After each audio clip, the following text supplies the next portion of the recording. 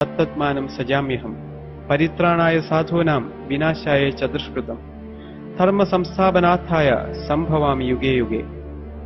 സന്തുലിതാവസ്ഥയിലിരിക്കുന്ന ഒരു സമൂഹത്തിൽ അധർമ്മം വർദ്ധിക്കുമ്പോൾ the system will adjust itself. ധർമ്മത്തെ പുനഃസ്ഥാപിക്കാനായി വേണ്ടതെല്ലാം പ്രകൃതി തനിയെ ചെയ്യുന്നു. ഞായറാഴ്ച അവധി ദിവസമായിരിക്കണം എന്ന് തീരുമാനിച്ചത് ബ്രിട്ടീഷുകാരല്ല, ചാണക്യനാണ്.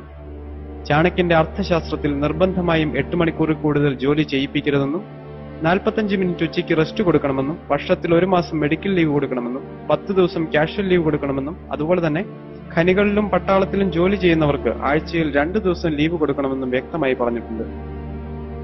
വിഷ്ണു ശർമ്മ AD 505 എഴുതിയ പഞ്ചതന്ത്രം എന്ന പുസ്തകം അമേരിക്കയിലെ CIA സിലബസിന്റെ ഭാഗമാണ്. ലോഹതന്ത്രമായാലും ആരോഗ്യശാസ്ത്രമായാലും ഗണിതശാസ്ത്രമായാലും ജ്യോതിശാസ്ത്രമായാലും ഭാരതത്തിന്റെ ശാസ്ത്ര പൈതൃകം ഇന്നും പുനർവിചിന്തനത്തിന് വിധേയമായിക്കൊണ്ടിരിക്കുന്നു. ഓക്സ്ഫോർഡ് യൂണിവേഴ്സിറ്റിയിലെ വളരെ പ്രശസ്തമായ ലൈബ്രറിയാണ് ഓഡ്ലിയൻ ലൈബ്രറി. അവിടെ 20,000-ഓളം വരുന്ന ചെറിയ കറുത്ത പെട്ടികൾ സൂക്ഷിച്ചു വെച്ചിട്ടുണ്ട്. 1946 വരെ ഇന്ത്യയിൽ നിന്നും ബ്രിട്ടീഷുകാർ കൊണ്ടുപോയ താളിയോല ഗ്രന്ഥങ്ങളാണ് ആ കറുത്ത പെട്ടികളിൽ സൂക്ഷിച്ചിരിക്കുന്നത്. പ്രശസ്തരായ പല ഗവേഷകരും ശാസ്ത്രജ്ഞരും ഇന്നും ആ ഗ്രന്ഥങ്ങൾ പഠിക്കാൻ ശ്രമിക്കുന്നു. ഹാർവാർഡ് യൂണിവേഴ്സിറ്റിയിൽ 442 ഋഗ്വേദ ഗ്രന്ഥങ്ങൾ സൂക്ഷിച്ചിട്ടുണ്ട്. ലോകം ഭാരതത്തിന്റെ മുന്നിൽ 2 കൈയും നീട്ടി അറിവുകൾക്ക് വേണ്ടി യാചിക്കുന്ന ഒരു ദിവസമുണ്ടാകുമെന്ന് അർത്ഥശങ്കയ്ക്കിടയില്ലാത്ത വിധം പറഞ്ഞവരിൽ ഒരാള് മാക്സ് മുള്ളറായിരുന്നു. 11 വർഷം സംസ്കൃതം പഠിച്ച് വേദങ്ങളെ ട്രാൻസ്ലേറ്റ് ചെയ്ത് 47 പുസ്തകങ്ങൾ അടങ്ങിയ ദ ബുക്സ് ഓഫ് ഓറിയന്റൽസ് എഴുതിയ മഹാപണ്ഡിതനായിരുന്നു മാക്സ് മുള്ളർ. നമ്മൾ യൂറോപ്യന്മാർ അന്ധകാരത്തിൽ ജീവിച്ചിരുന്ന കാലത്ത് ഒരു സമൂഹം പ്രകാശത്തിൽ ജീവിച്ചിരുന്നു. അവരുടെ സംഭാവനകൾ നാം മറക്കരുത് എന്ന് പറഞ്ഞത് ആൽബർട്ട് ഐൻസ്റ്റീൻ ആണ്. ഭഗവത്ഗീത ഇല്ലായിരുന്നെങ്കിൽ E=mc² എന്ന ഇക്വേഷൻ തനിക്ക് കണ്ടുപിടിക്കാൻ സാധിക്കില്ലായിരുന്നു എന്നും ഐൻസ്റ്റൈൻ പറഞ്ഞിട്ടുണ്ട്. മരിക്കുന്നതുവരെ അദ്ദേഹം ഭഗവത്ഗീത തന്റെ കയ്യിൽ സൂക്ഷിച്ചിരുന്നു. വേദം പഠിക്കാൻ എല്ലാവർക്കും അവകാശമുണ്ട്. കാരണം വേദം എഴുതിയ വേദവ്യാസൻ മുക്കുവനാണ്. ശ്രീകൃഷ്ണനും ശ്രീരാമനും ബ്രാഹ്മണനായിരുന്നില്ല. വൈതരയൻ ചണ്ടാളനായിരുന്നു. വാൽമീകി കാട്ടാളനായിരുന്നു. ഇവർക്കെല്ലാം വേദം പഠിക്കാമെങ്കിൽ, ഇവർക്കെല്ലാം വേദരചന നടത്താമെങ്കിൽ ബ്രാഹ്മണർ മാത്രമേ വേദം പഠിക്കാവൂ എന്ന നിലപാടിൽ അർത്ഥമില്ല. ജനിക്കുമ്പോൾ എല്ലാവരും ശൂദ്രന്മാരാണെന്നും കർമ്മം കൊണ്ടാണ് ഒരാൾ ബ്രാഹ്മണനായി തീരുന്നതെന്നും ഭഗവത്ഗീത പറയുന്നു. ബ്രഹ്മം എന്നാൽ വിദ്യ എന്നാണ്. വിദ്യ നേടുകയും വിദ്യ കൊടുക്കുകയും ചെയ്യുന്നതാണ് യഥാർത്ഥ ബ്രാഹ്മണന്റെ ദൗത്യം. ലോകത്തിൽ 68 ക്രിസ്ത്യൻ രാഷ്ട്രങ്ങളുണ്ട്. 60ഓളം മുസ്ലിം രാഷ്ട്രങ്ങളുമുണ്ട്. 82% ഹിന്ദുക്കളുള്ള ഭാരതം ഹിന്ദു രാഷ്ട്രമാക്കണം എന്നാരും പറഞ്ഞിട്ടില്ല. കാരണം 10,000 വർഷത്തെ പാരമ്പര്യമുള്ള ഭാരതത്തിന്റെ പൈതൃകം ഇവിടുത്തെ ഹിന്ദുക്കളുടേതാണ്, ഇവിടുത്തെ ക്രിസ്ത്യാനികളുടേതാണ്, ഇവിടുത്തെ മുസ്ലിമുകളുടേതാണ്. ഭാരതത്തിൽ ജനിച്ച എല്ലാവരും സനാതന ധർമ്മത്തിന്റെ തുല്യ അവകാശികളാണ്.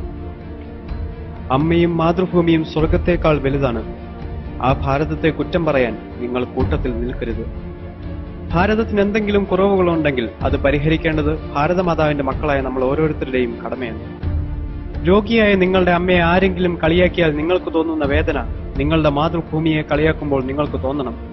രോഗിയായ അമ്മയെ കളിയാക്കുന്നത് കണ്ട് ചിരിക്കുന്ന മക്കൾക്ക് മക്കളുടെ സ്ഥാനമുണ്ടാവില്ല. 1000 വർഷത്തെ വിദേശാക്രമണത്തിന് വിധേയമായിട്ടും നമ്മുടെ രാഷ്ട്രം മരിച്ചില്ല. നമ്മുടെ സംസ്കാരം ഇന്നും ജീവിക്കുന്നു. ഒരു ചെറിയ കഥ പറഞ്ഞ് ഞാൻ അവസാനിപ്പിക്കാം. പണ്ടൊരു രക്ഷിതാവിന്റെ കയ്യിൽ ഒരു വേൾഡ് മാപ്പ് ഉണ്ടായിരുന്നു. വേൾഡ് മാപ്പ് എന്താണെന്നറിയാത്ത അദ്ദേഹത്തിന്റെ 6 വയസ്സുള്ള മകൻ കളിക്കുന്നതിനിടയിൽ ആ മാപ്പ് ചെറിയ ചെറിയ കഷ്ണങ്ങളായി കീറിക്കളഞ്ഞു.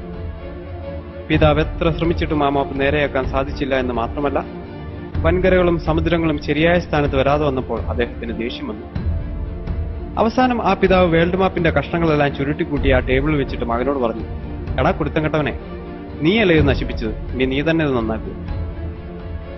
അച്ഛൻ 3 മണിക്കൂർ ശ്രമിച്ചിട്ട് നന്നാക്കാൻ പറ്റാത്ത പടം മകൻ 3 മിനിറ്റ് കൊണ്ട് നന്നാക്കി. അച്ഛൻ വന്ന് നോക്കുമ്പോൾ വേൾഡ് മാപ്പ് റെഡി. അദ്ദേഹം മകനോട് ചോദിച്ചു, 1ാം ക്ലാസ്സിൽ പഠിക്കുന്ന നിന്നെ ഭൂമിശാസ്ത്രം പഠിപ്പിക്കുന്നില്ലല്ലോ, പിന്നെ ഈ ഭൂഗോളപടം നീ എങ്ങനെ നന്നാക്കി? വൻകരകളുടെയും സമുദ്രങ്ങളുടെയും യഥാർത്ഥ സ്ഥാനം നിനക്കെങ്ങനെ മനസ്സിലായി?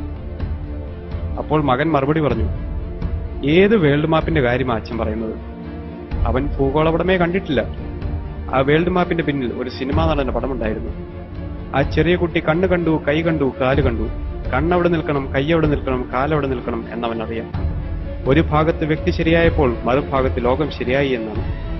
ആ ഒരു വ്യക്തി നിങ്ങളാവട്ടെ എന്ന് ആശംസിച്ചുകൊണ്ട് ഞാൻ നിർത്തുന്നു.